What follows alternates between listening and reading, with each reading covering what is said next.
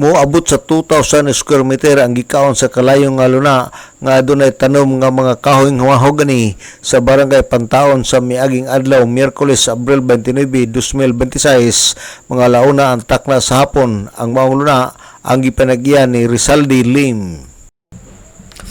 Pag-abot sa mga responding nga mga personal sa Bureau of Fire Protection, medyo dako na ang kalayo. Paspas ang kalayo tungod sa mga laya nga dahon, ilawom sa mga kahoy sa maong lugar.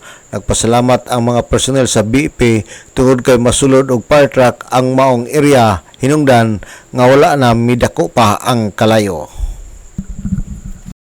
So kuanto siya, tungod to siya kay katay siya maayo kay daghan kayog mga laya nga dahon. Dayon once nga kuan manggod ug daghan kayong dahon nga nakapundo na dito daan sa area, and once nga masugdan siya nga masunog, so paspas kayo ang iyahang pagkatay sa kalayo mo tong dako-dako gyud siya kaberid sa kuan. Pero ang kasagaran na sunog is mga katurag yung mga dahon, din ay mga sanga-sanga ginagmay.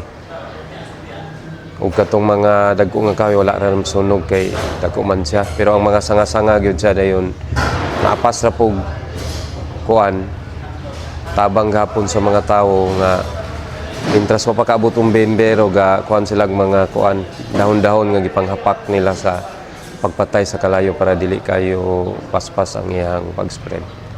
CSF Otto Prangstrel Tapa sa Bureau of Fire Protection. Duha ang responde nga fire truck sa Bureau of Fire Protection ning Dakbayan, isa sa IBI nga fire volunteer truck ug ang Bryant Milling Fire Volunteer Truck, hinungdan nga wala na midako pa ang kalayo. Nagpasalamat si Tapa sa mga fire volunteer nga may ayuda kanila.